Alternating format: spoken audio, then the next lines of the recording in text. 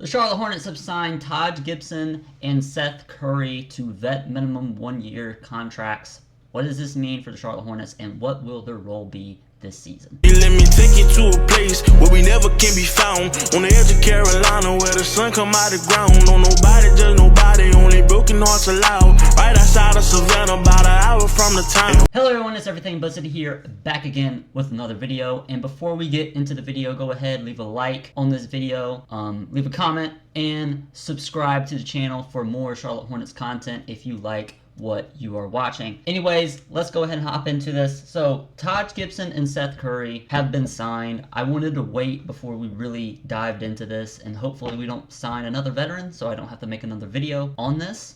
But we have signed Taj Gibson and Seth Curry to 1-year deals, as Seth Curry's is fully guaranteed $3.3 million, that is the vet minimum, and Taj Gibson to a 1-year $3.3 million contract, becoming fully guaranteed on January 10th, 2025, and that partial guarantee is only $1 million.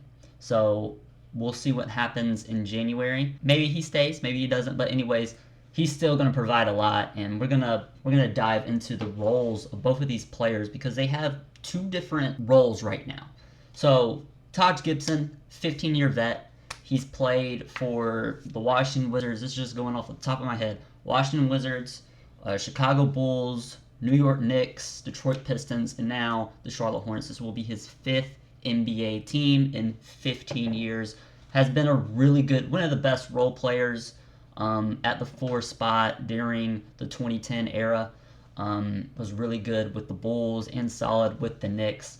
Right now, he's not, I'm gonna be honest, not a really good player, but it's more of a role of a Udonis Haslem to come in and be a veteran, to really instill that competitive nature, something that he really helped with the New York Knicks in his time there, being an integral part of really motor player in his time with New York. I was a little bit down on it if you saw me when we immediately did it, because I felt like we needed depth there. We needed a real third center. So there are questions. There's a little bit of, I don't know about that, but we need guys who are going to compete and challenge our younger players like Mark Williams, Miles Bridges, Grant Williams, Nick Richards, especially those bigs, Tejan Salon. That's why you sign him. So in that aspect, I do like the signing. Anyways, let's go into Seth Curry now, a 10-year veteran, 3-point shooter. He's not as much as a veteran as Taj Gibson, and he's not the type of veteran that Taj is. He's not really going to be loud, but I think he's going to be really important to help our guards, right? And having a guy who's that good of a 3-point shooter, especially for Nick Smith Jr., he's another guy I think in the mold of the type of player Nick Smith is. I do see some relative close things to Seth Curry in terms of 3-point shooting. And Seth still can get to the rim a little bit. He can have a little bit of a mid-range, not much of a defender or anything like that, but solid minimum deal, minimum vet for this team going into next year, as it's more of a development season. So all in all, I'll go ahead and wrap this up. I like both of the signings.